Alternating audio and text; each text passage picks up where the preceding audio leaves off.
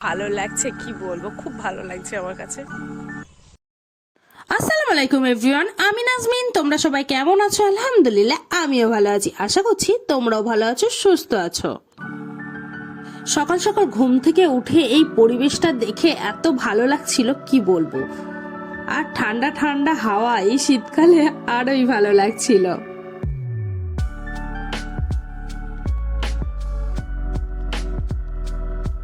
সকাল সকাল ঘুম থেকে উঠে এখানে বেশ কিছুক্ষণ দাঁড়িয়েছিলাম, আমার কাছে ভীষণ ভালো লাগছিল। তারপর মাইমা ডাকলো, মাইমা হচ্ছে মুড়ি চানাচুর বিস্কিট দিয়ে গেল,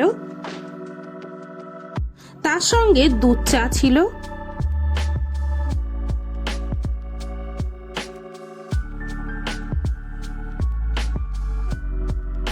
আমি বিস্কিট আর দুধ চা খাচ্ছিলাম। নানু নানিমা আম্মু ভাই আমি সবাই মিলে একসঙ্গে খাওয়া দাওয়া করছিলাম সকালবেলার চা।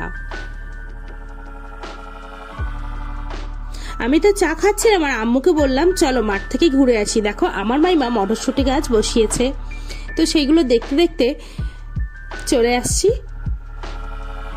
আমি বলছি আম্মু তো মাঠে যেতে চাইছিল, আমি বলছি চলো না একবার ঘুরে আসি, ওখানে গেলে সরিষার ফুল দেখতেই যাচ্ছি, এত ভালো লাগে আমার কাছে কি বলবো। তা আমি আম্মু ভাই যাচ্ছিলাম। আমার নানুদের এখানে এত পরিমাণে ঠান্ডা পড়েছে কি বলবো, ভীষণ পরিমাণে ঠান্ডা। আর তারপর এই মিষ্টি একটা রৌদ্র, কি যে ভালো লাগছিল কি বলবো, আমার কাছে ভীষণ ভালো লাগছিল। আমি আর আম্মু হাত ধরে মাঠের দিকে যাচ্ছিলাম। মাঠে চলে এসে দেখছি সরিষা ফুলের বাগান সারা দিকে এত সুন্দর লাগছিল কি বলবো। দেখো কি যে ভালো লাগা কাজ করছিল, ভাষায় প্রকাশ করতে পারছি না।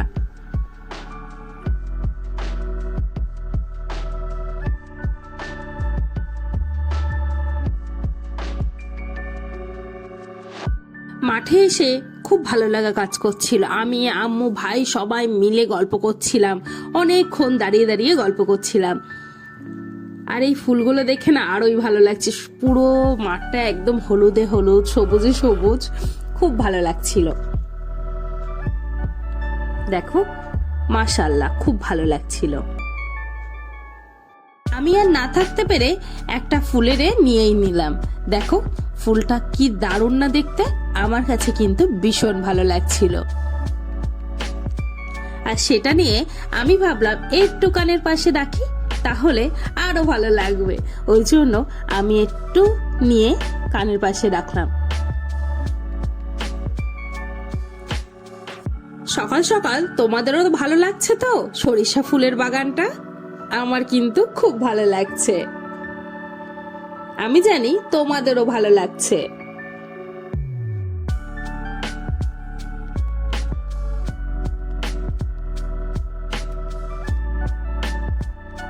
দেখো ভাই তো আগেই চলে এসছে এবং আমরাও চলে আসছিলাম, কারণ বড় মাইমারা ডাকছিল, ওই জন্য তাড়াতাড়ি করে মাঠ থেকে চলে আসছি। তারপর ভাই তো আগে পৌঁছেই গেছে, এবার আমরাও আস্তে আস্তে আসছিলাম। আম্মুকে বলছি তুমিও চলে আসো, ডাকছে।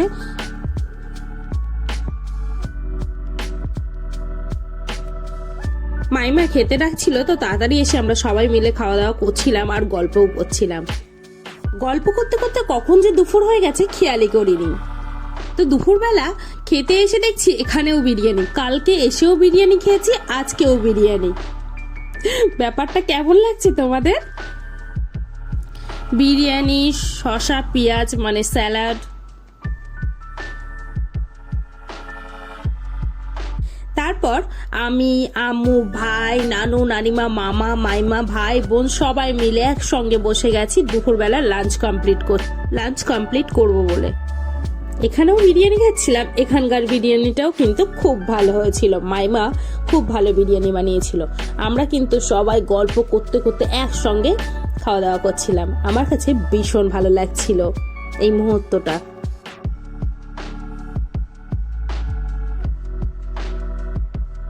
আমি কিন্তু ভীষণ এনজয় করছিলাম।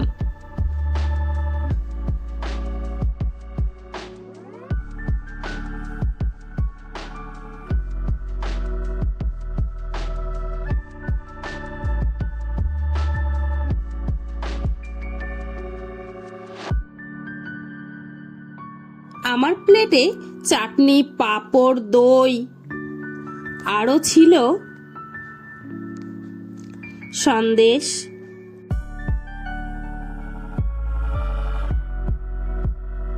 দুপুরবেলা খুব ভালো খেয়েছি। খাওয়া দাওয়ার পরে বিকালের দিকে একটু পুকুর পাড়ে গিয়ে সবাই মিলে গল্প করছিলাম। করার পরে সন্ধ্যাবেলায় আমার মাইমা মানে আমার ছোট মাইমা করেছিল বেগুনি আর তার সঙ্গে ধনিয়া পাতার চপ,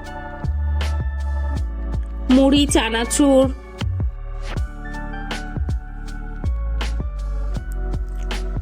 সুজি।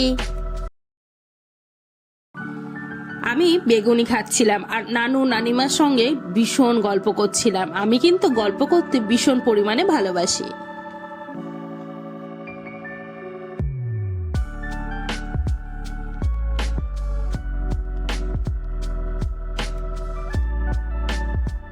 ধনিয়া পাতার চপও খাচ্ছিলাম।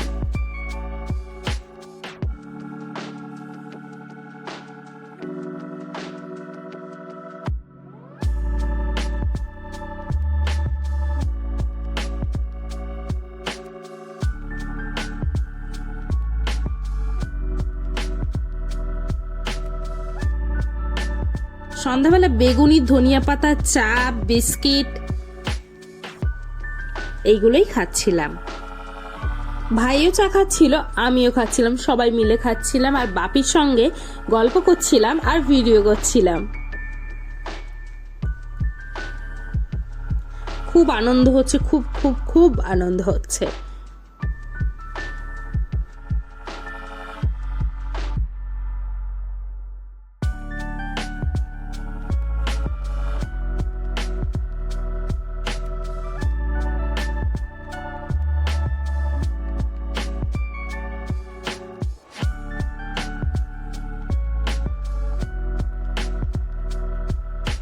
আমার ভিডিও যারা দেখছেন অবশ্যই সাবস্ক্রাইব করে দেবেন, লাইক করবেন, কমেন্ট করবেন, শেয়ার করবেন। কমেন্টে অবশ্যই জানাবেন আমার ভিডিও আপনাদের কেমন লাগছে। তারপর রাত্রেবেলা চা খাওয়ার পরে তারপর ডিনার করে নিলাম বিরিয়ানি, স্যালাড। নেক্সট ভিডিওয়ে দেখা হবে।